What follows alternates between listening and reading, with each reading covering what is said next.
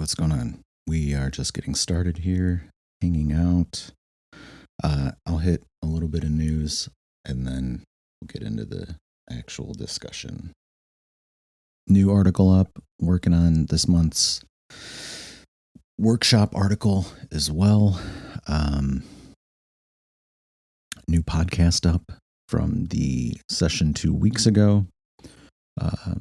We've got our workshop on the writer's block on Tuesday, and this week on Film 3, we are going to be discussing hybrid workflows. So a little bit of AI, a little bit of traditional technique. That can look like all kinds of things. If you're doing camera work or animation, you can kind of bridge those technologies together. Right now, I am revisiting a project from a couple of years ago that I haven't touched in quite a while, just because I feel like the technology's there to be able to handle it and make it viable. When I first started working on it, I don't personally think that it was quite there without a lot of heavy lifting. And by that, I mean more traditional than AI. And now I don't feel that way. I think that we're now at the point where it's reliable enough to jump some of the hurdles that are in place in regards to the project that I want to work on. Maybe more established folks could have pulled it off earlier. I know the guys that did rock, paper, scissors. Gosh, I'm trying to think. Corridor. They probably could have pulled it off at that point in time. But, I'm not that technically tooled, I guess might be the way of phrasing it. They're a very established group of VFX workers, and I am just a lowly amateur when it comes to manufacturing videos. So I've started basically working on the drawings that will then get pushed into Stable Diffusion and then pulled into Motion. When will that see the light of day? I do not know, but it is based on a short story that I wrote and released a couple of years ago. So, we'll see. That's the majority of everything. I don't know if you are completely done making a sandwich, Heidi. Hard to tell, but in the meantime, I am not. Well, that's okay. And I have to walk back and forth, so I can leave the mic open or I can leave it closed. So You can leave it closed.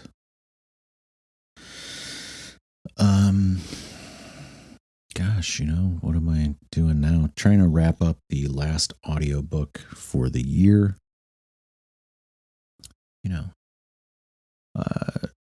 Seeing the end of the tunnel. That's my hope. Though there's always a new tunnel to enter.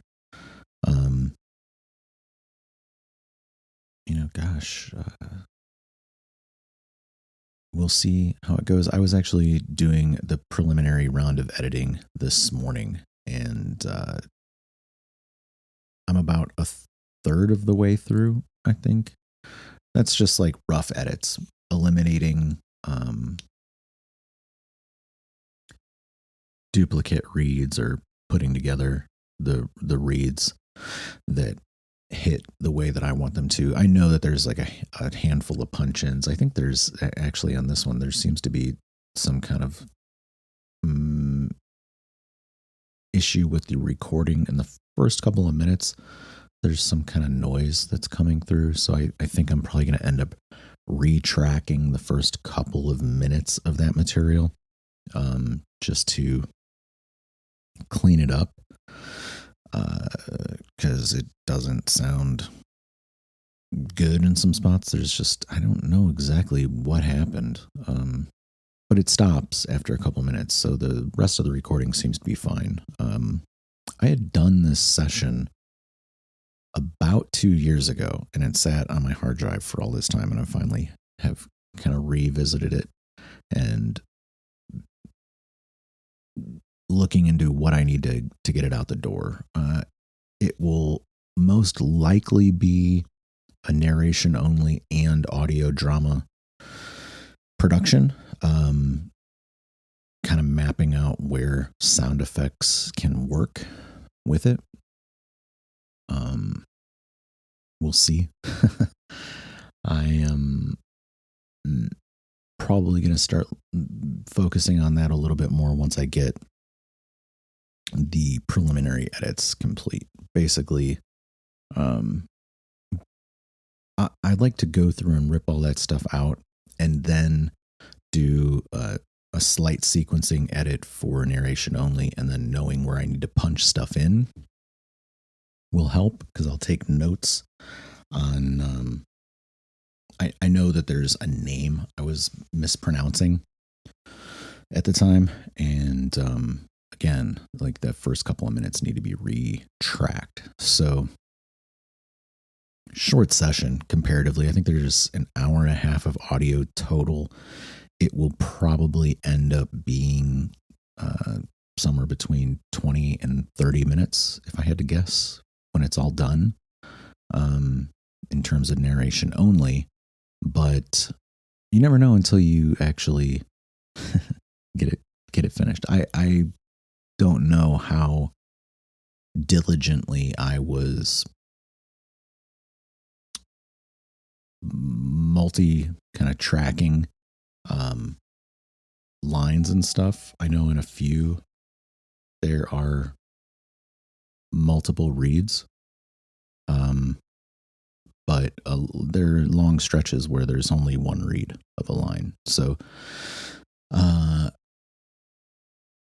why that is, or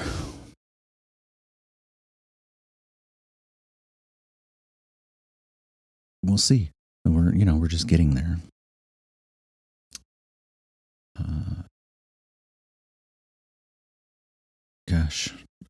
Garden's all down. Getting that stuff into production, preservation, and what else? There was something else in the world happening. I had to shovel a lot of snow. We got quite a bit of snow, which is good. Need to blanket the ground. It's winter time. You got snow already? Oh yeah. Is it? Well, I don't get snow. Well, it keeps threatening to rain, but then it doesn't.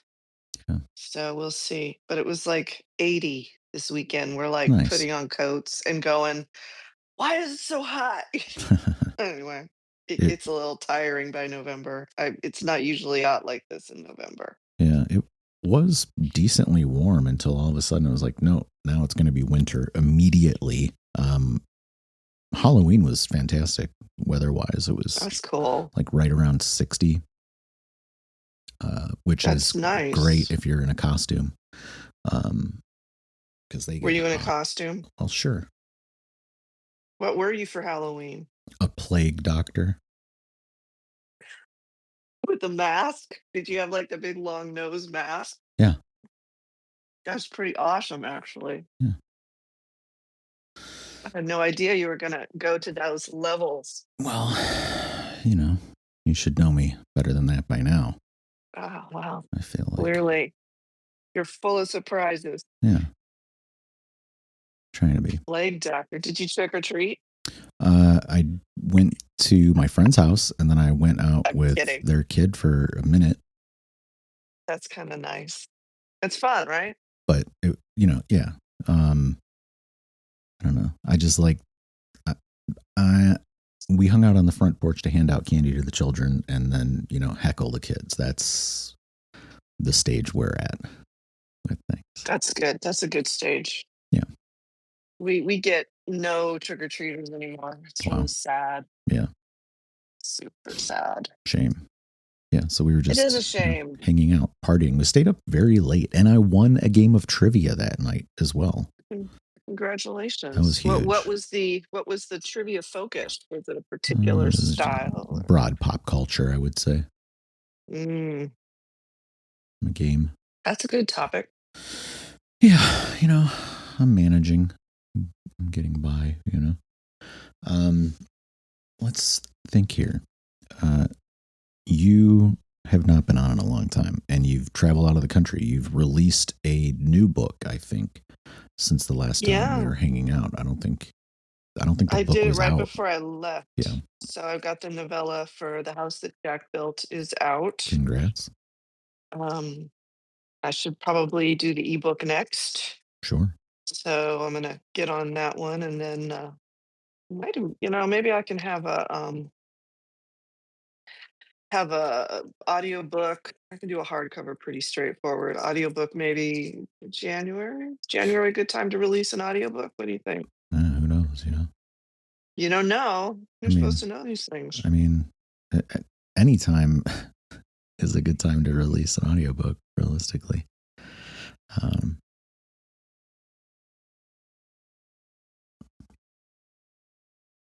yeah,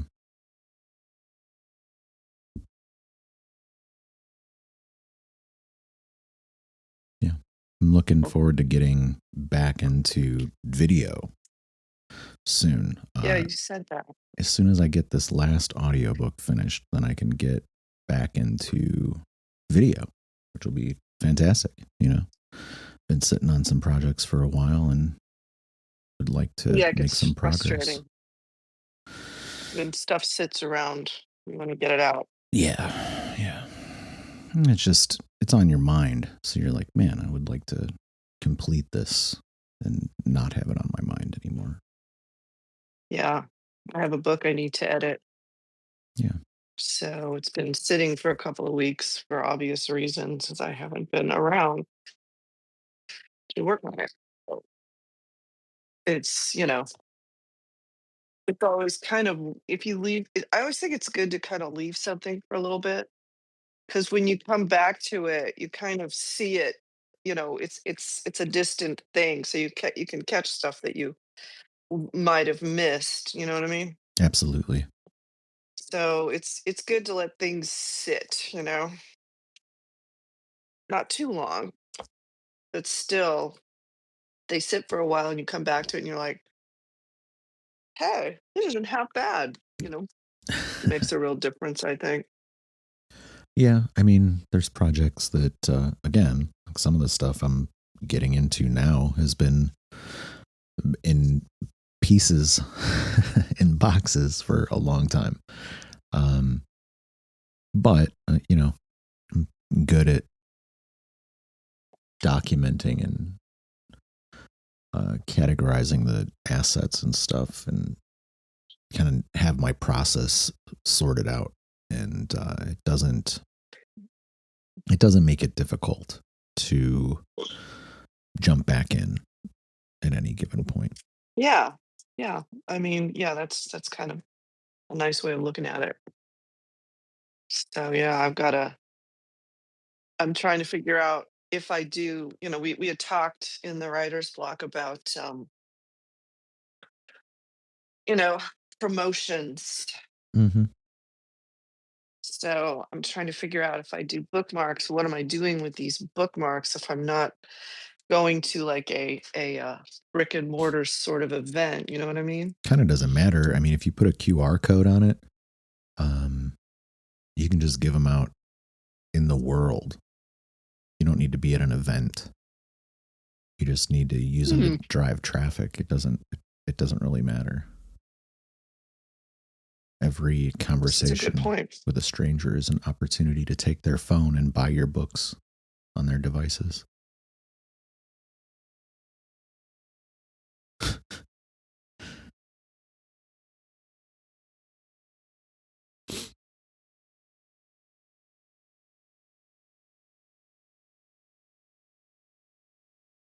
You could definitely just kind of keep them with you. My son said that. He's like, you should carry your books around. So if like you're in some weird conversation and it comes up, he's like, here's my book, you know. But the bookmark makes that kind of actually makes a lot of sense, you know, carrying a pile of those with you everywhere you go. You're breaking up a little on me. How about now? Yeah, I had to better. go grab something. Uh-huh. I got a little bit away from the phone, Yeah. but I don't know. Yeah. So, stuff I'm thinking about presently. Uh, Short stories would like to get into at some point. I'm behind on already, just because of my production schedule for the audiobook stuff this year. You know, I don't think it'll be a big deal to catch that stuff up, but at the same time, you know, you got to make the time to do it. So, um, you know, we'll see how all that goes.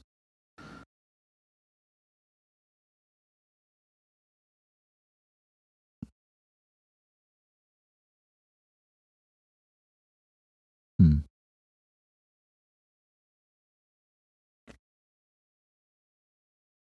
You know? No, I mean, is it No, you related? don't? Of No. course.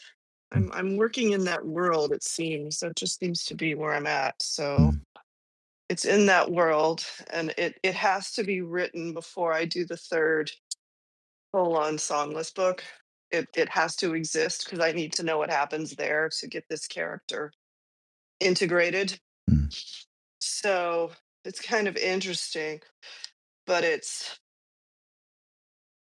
just will not go away. So I'm like, well, you better do something with it. Hmm. Otherwise it's rolling in my head. Yeah. Any uh, additional context? Is it a character that we know? Okay.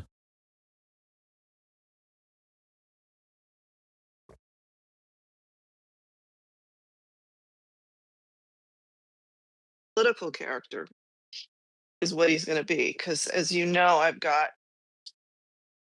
people out at a fort, right? I've got my soldiers out there.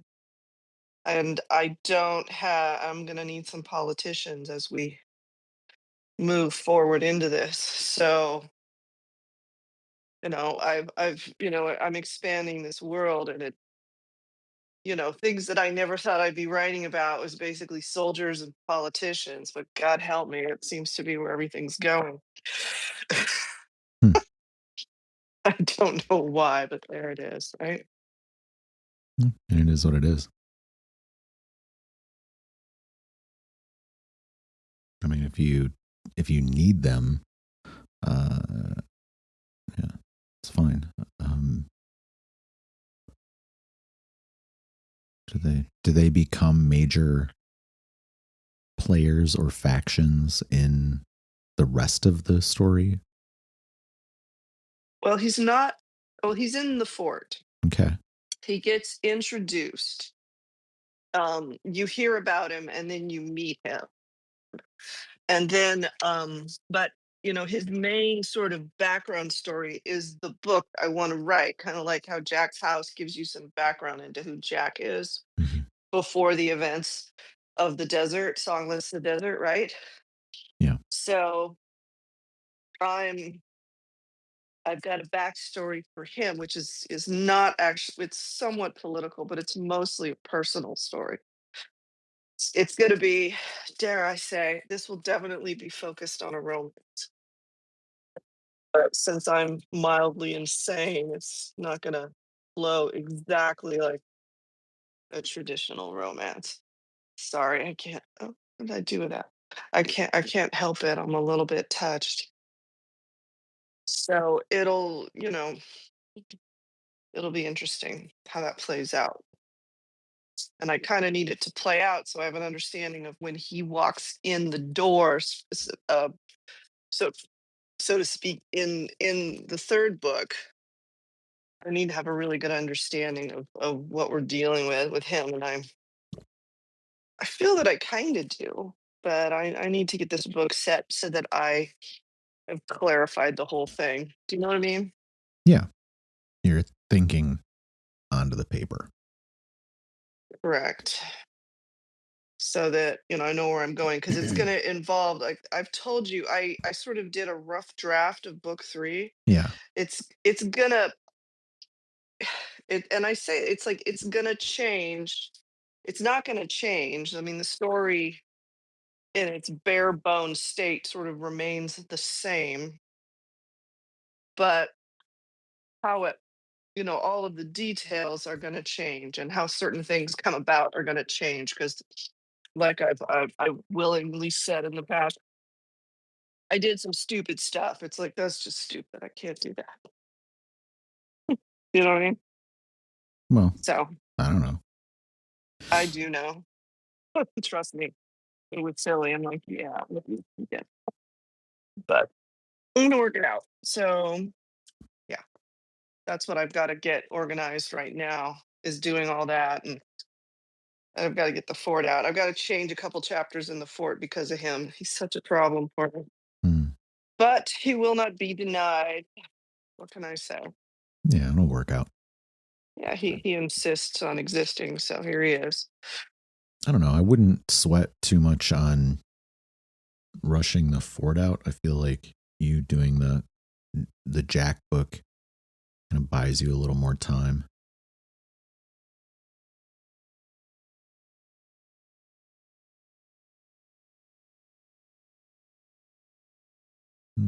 Almost a year ago, you had the first draft of the manuscript.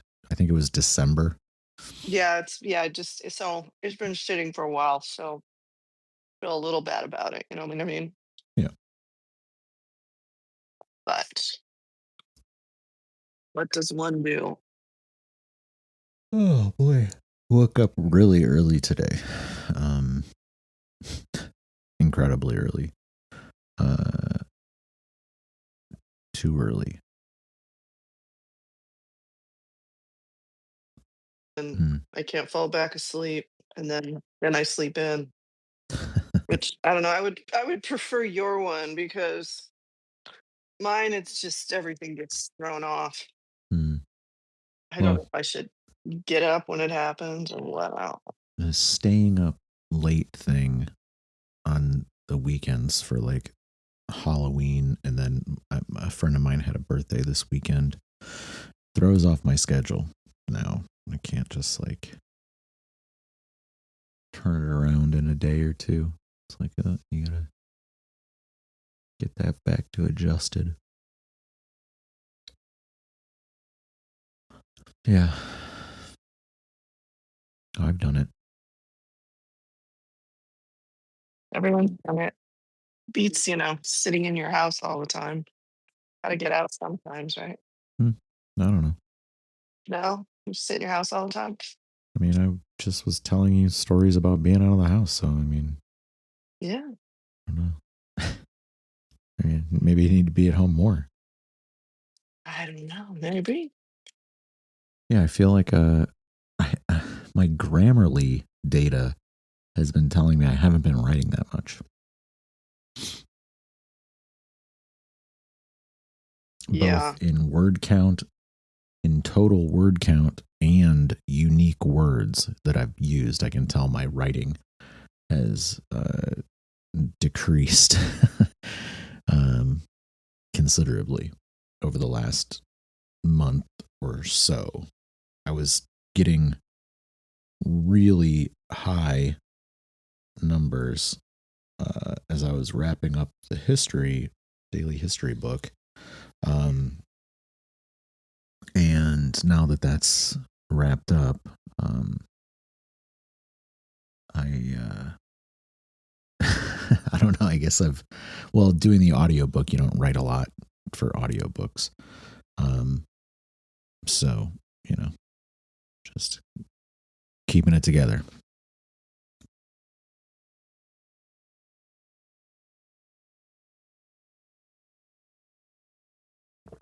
Oh, yeah.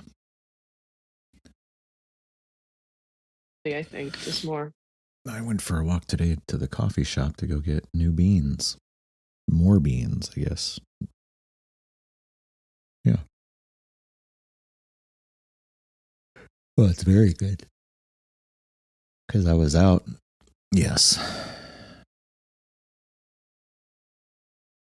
Yeah. Well, I mean, I ran out today. Yeah. Well, yeah. That's what I did earlier. Um, and I did a little bit of not necessarily writing, but mapping out the article because it's going to be um, a little bit of revisiting some stuff and bolstering some stuff and making some new stuff in there. So it'll be good.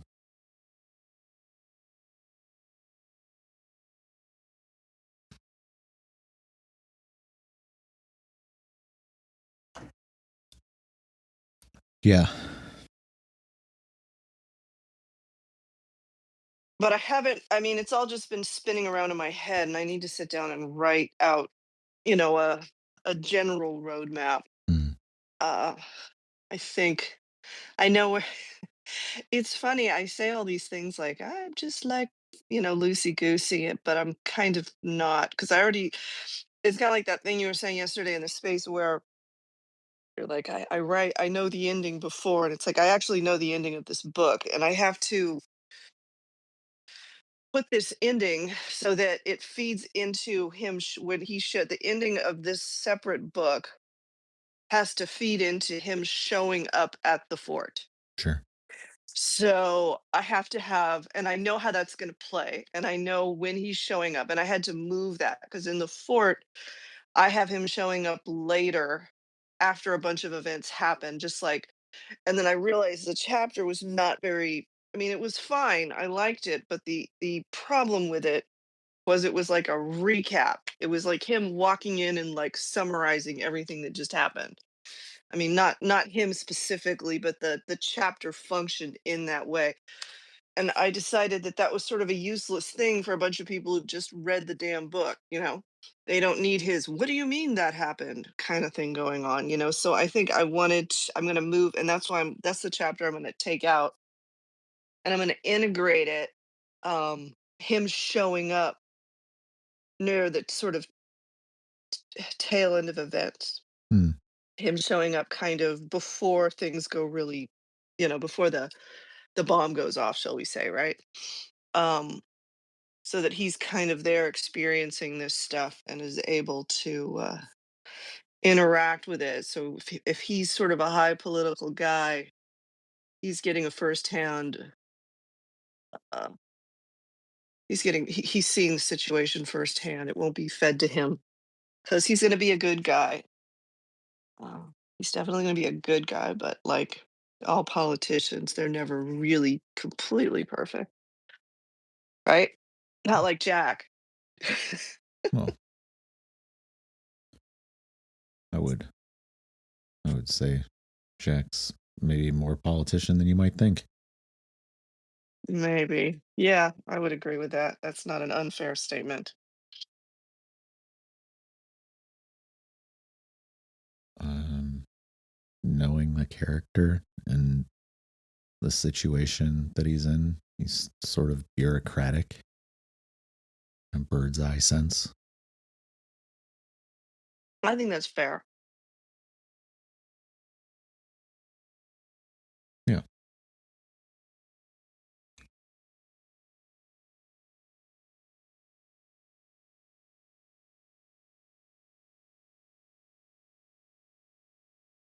I don't have, any military experience, and somehow these guys all showed up in this story. It's wild. So I'm like hoping to depend on people from it and just on being a good researcher Yeah. in terms of their behavior. And nobody's slammed me yet. So far so good. Well, you know, Um, the other side of it is you can always say like this is an alternative reality fantasy story and you know. well, but people are still people. I mean, even when you build a universe that was a long time ago and Mm, far far away and a long time ago, right? sure. they're still people and they will still behave accordingly. I mean, it's just yeah, that's the thing that doesn't change. They're going to kiss their sister a couple of times.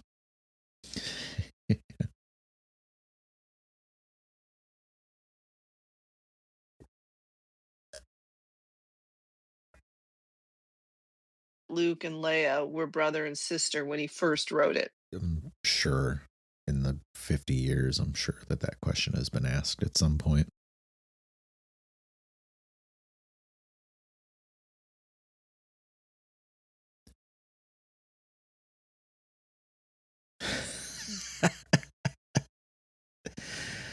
That would be an intense retcon. It's a galaxy far, far away. They do things a little different over there. There was, what was that? Splinter of the Mind's Eye, which was a sequel novel released after the original Star Wars movie, but before Empire Strikes Back, that I think explores their relationship a little bit more, but it wasn't contextualized as them being brother and sister. I think that short little novel has been retconned out of canon. It is not canon. But it's out there. It's out there somewhere. Out there somewhere. Yeah. Oh my gosh. There's a version of Star Wars where Leia and Luke weren't brother and sister. And, he wins the princess and the rogue doesn't. Kicked out and somebody else claims their name too. That should be kicked out of canon, right? Well, I mean, who amongst us? Oh no.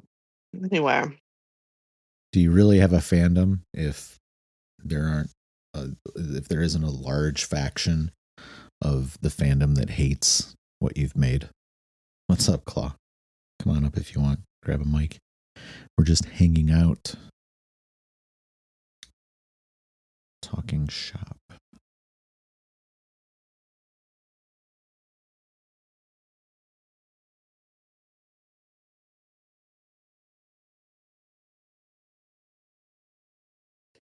everything else.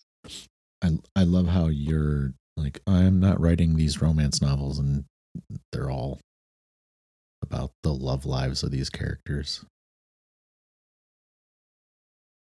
No, they're not. Cope. Yes, they are. Well, I mean, It's love fine. and love it. No, I'm not. I'm not. It's just part of life. I mean, you put a God. That George Lucas put a romance in the middle of Star Wars. Give me a break. I Who did? mean, Where? seriously, I'm not doing this with you if you're going to be silly. You've already done it. Where's the romance in the middle of Star Wars? Are you serious? No, you have to tell me. You mean the original Because you're trilogy you, or the I'll live. prequel trilogy? Prequel trilogy, I'll give you that there is some stuff happening in episode 2 and 3. That's a romance. Yeah. Okay, for sure. It's a tragic In romance. in But the original trilogy, I don't really you don't see "I think love you, I know" is not a romance between Leia and Han Solo? uh I mean, I it's mean, like okay. really it's it's a laissez-faire romance. I know as the reply. Hit abroad with I know at some point. See how romanced they feel.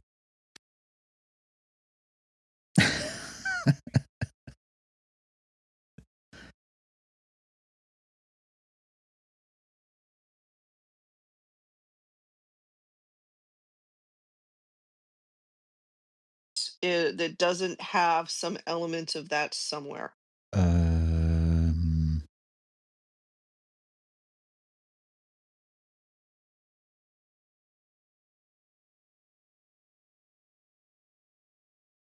Like,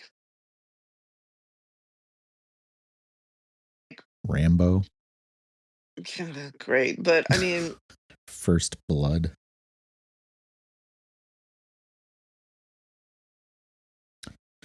There's no romance in First Blood. Yeah, it's been a while, but yeah, but it's like, Charlton Heston and then the English guy who plays the Roman who is all mad at him and they fights him and all this stuff. what's the romance in the road? In the road.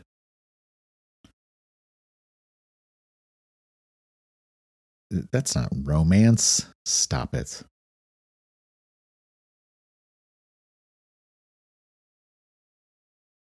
I don't know, you can argue the point with me, but I I mean, will let's because it's not explore that. romantic. Okay, but it's a love story. And the romance in Ben-Hur, the directors were like, "This is boring." And so he didn't tell Charlton Heston, but he told the English actor, "You're romantically in love with him, and that's why you act the way you do, because 'cause you're being like a jilted lover through the whole Mm. thing." And you sort of see the guy looking at and they say, "Don't tell Charlton Heston, because 'cause he'll flip out." And I don't particularly like that interpretation, but it's interesting. There has to be some kind of love story in a book, in a story for it to, and it doesn't necessarily have to be between a man and a woman. That Hmm. I mean, you can argue that it's I mean, but the story itself isn't a romance. It's like the prequels for Star Wars. They're not that's not technically a romance story, even though there is a romance in it. I mean, Attack of the Clones doesn't hit you as a romantic title. Okay. but there's a love story in it. I mean, this is the thing. So I mean, I draw. Revenge of the Sith doesn't sound romantic to you. Okay. Clausen, you're on stage. The best romance story I've ever heard was in a military fiction. Is all I have to say to that. All right.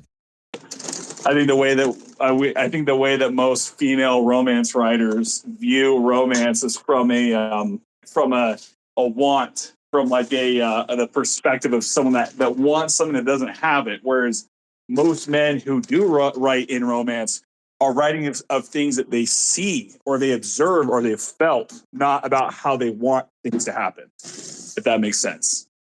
This happens. We have a sex scene. This happens. It's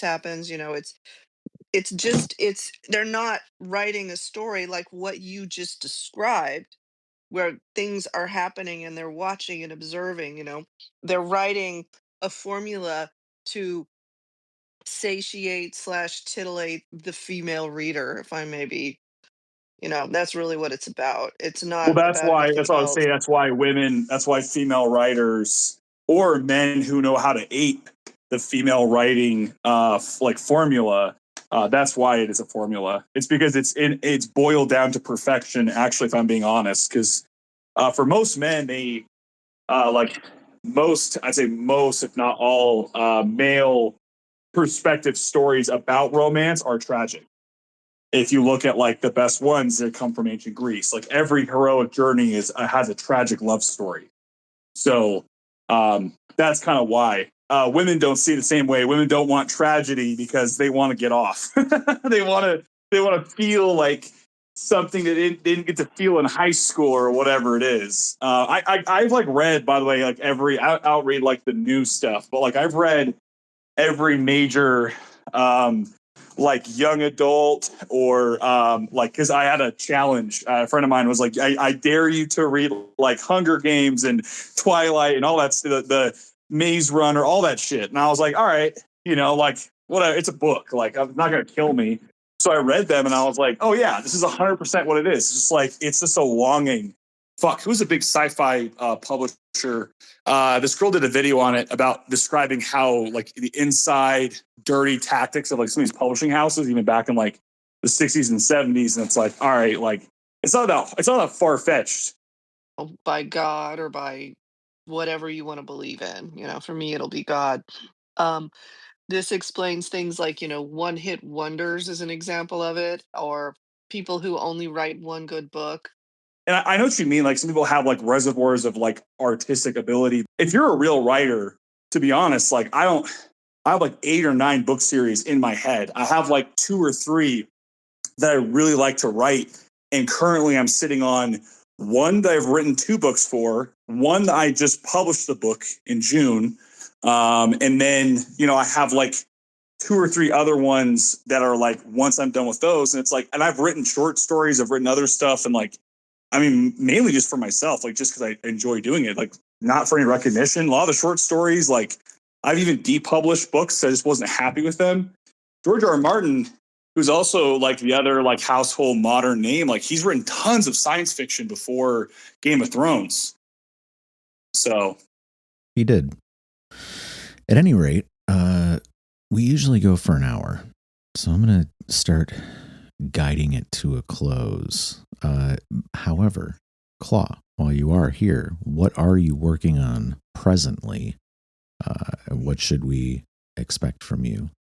It's the holidays, so my food business is like I'm like crazy busy, so I'm not like doing as much. But I have put pen to paper. So the sequel to Pray for the Birds is being worked on. I'm kind of waiting on my collective creative input of my friends so we can actually finish the story. So I can't say too much, but like I have about 100 pages written for that. And the name for that one is going to be Meat for the Bones. So that one should be spelled Mete. So it's coming out really good. I think it's going to be a little bit more like The Mummy than it will be like the first book. So which is cool. I actually have what's her name? Who's that tech CEO? Elizabeth Holmes wants to read Basque, my science fiction novels. So I'm actually going to send them to her like tomorrow. I just had to order some new ones, like new copies that weren't all destroyed. So that's kind of weird. We'll see how that goes. I don't know if anything will come out of it, but it's kind of funny. And a little Twitter exchange I had with her, and then now she wants to read my weird Jack Fancy science fiction novels. Audiobook is being done for Pray for the Birds. That's probably more of the exciting thing. It's almost done. I got a really good narrator. He's fantastic. He's a younger guy too. He's like 21. So, but he's very talented. He's got a lot of energy. I had a lot of people listen to the draft of it, and they were all very impressed with him. And I'm very excited. He's about halfway done with it. So I know that everyone listens to audiobooks. So, but I just want to come on and say hi. I wasn't when I want to talk about my books, but that's where I'm at right now. Yeah, no, well, that's what we do here. So it's perfectly fine. yeah, sure. At any rate, we will guide it to an end. One thing you need to pay attention to immediately is that the November Grand Sumo tournament started this Sunday. We are looking for an interesting battle between the two Yokozuna, Ono Sato and Hoshoru, potentially again, coming down to the last day like it did last tournament. We'll see. But you can catch all the daily action on NHK World, that is English language, Japanese programming, broadcast around the world. You can find them on the internet or Roku. As for today, this has gone well, and we'll talk again before too long.